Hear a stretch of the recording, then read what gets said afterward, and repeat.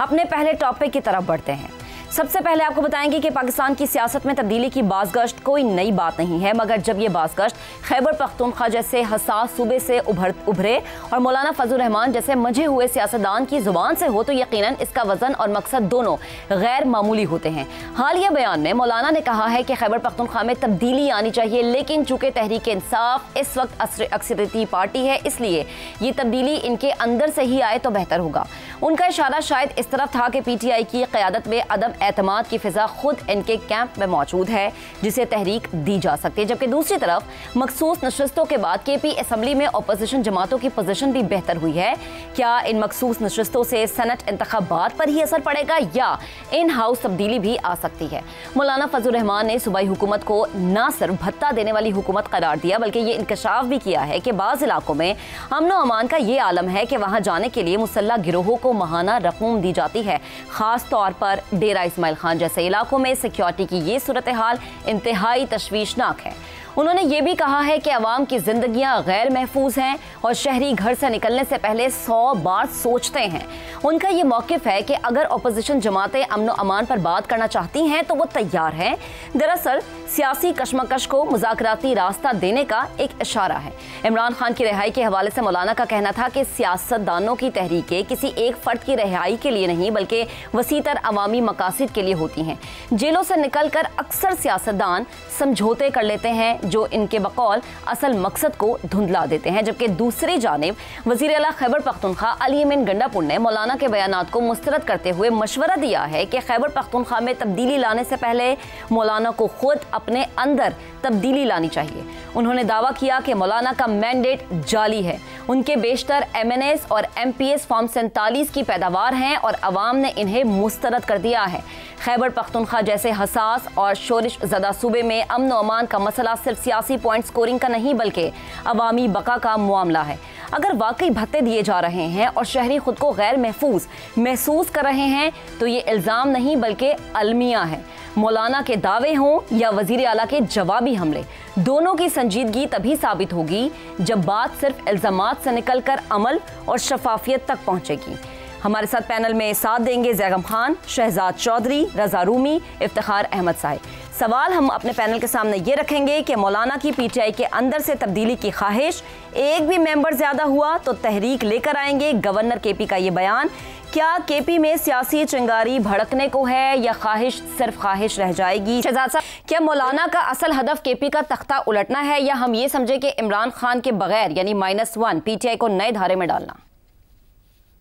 मेरा नहीं ख्याल। देखिए, मौलाना की जो बात है वो यही है कि वो जो हल्का और वहां पर अगर वो अली अमीन को नीचा दिखा सकते हैं जो इलेक्शन में नहीं हो पाया, तो मेरा ख्याल है किसी न किसी हद तक बराबरी हो जाती है। फैसल करीम कुंडी, मौलाना साहब और अली अमीन, ये तीनों एक ही जगह से लड़ते हैं, एक ही हल्के से लड़ते हैं। अब जाहिर है एक गवर्नर बना हुआ है, एक कहीं और से बैठ के तो लीडर ऑफ उसमें MNA है और ये चीफ मिनिस्टर है।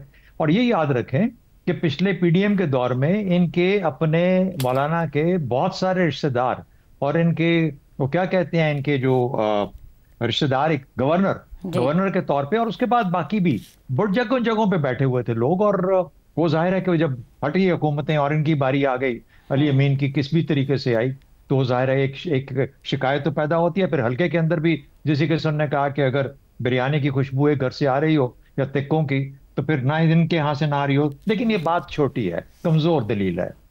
मेरा ख्याल है मौलाना को जेब नहीं देता कि वो ये बात करे। सियासी अमल वाली बात बहुत इंपॉर्टेंट है, वो बहुत जरूरी है, इसलिए कि PTI के साथ ये मामला पहले वफाक में हो चुका है।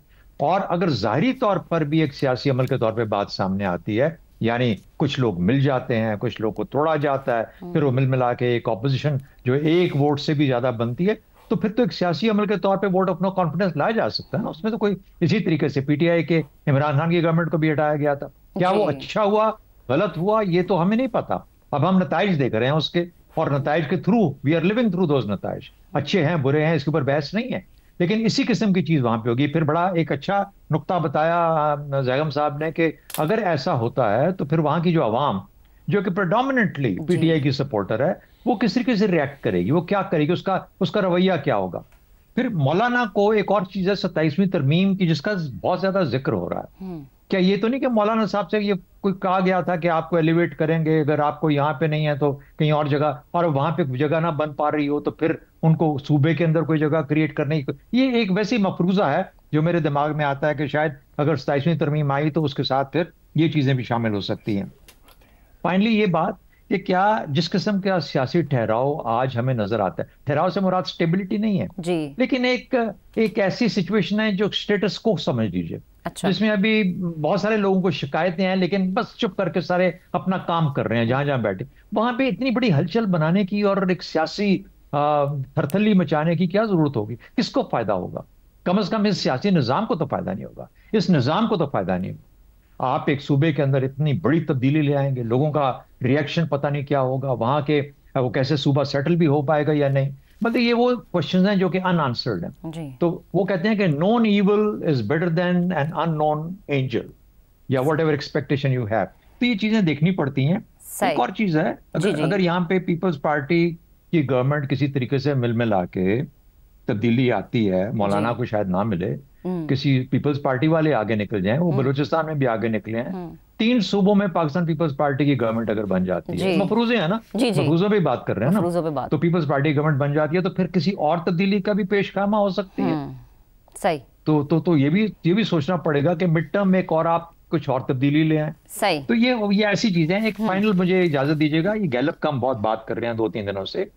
गैलप बहुत क्रेडिबल इंटरनेशनल एजेंसी है पोल्स के लिए जी, बहुत ज्यादा, लेकिन गैलप पाकिस्तान एक टोटली मुख्तलिफ एंटिटी है, और जिनकी है वो पाकिस्तानी ही है, और वो बड़ा क्लियर है कि गैलप और गैलप पाकिस्तान 2 मुख्तलिफ हैं। तो व्हेनेवर वी यूज गैलप हम गलत इंप्रेशन देते हैं लोगों को कि गलत। दूसरी बात है कि उनके ऊपर शिकायत भी ये जा रही है कि बहुत छोटा बेस था। फैक्ट्स हैं, फैक्ट्स को हमें सामने रखना चाहिए। फैक्ट ये है कि गैलप एक सेपरेट एंटिटी, गैलप पाकिस्तान एक सेपरेट एंटिटी, और फिर उसके बाद आप आगे वहां से चले। मुझे इफ्तिखार साहब की तरफ अब जाना है। जरा इफ्तिखार साहब, आप कहेगा मौलाना की बातें महज तनकीद हैं या गंडापुर के खिलाफ सियासी ऐलान जंग है? कुछ भी नहीं होना, सब कुछ ऐसे ही चलेगा।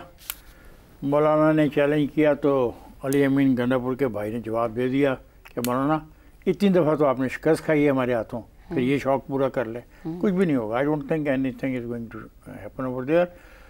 अलबत्ता इस बात का जवाब गंडापुर को देना पड़ेगा कि जो बॉर्डर एरिया में फेंसेस के फेंकता जा रहा है और जो शहरों में रात को उनकी आमद है और शहरियों का घरों में छुप जाना है, इसके बारे में अली अमीन गंडापुर क्या करता है, क्या कहना चाहता है, और उसके पास इसके लिए क्या मंसूबा है, because that is a very serious matter.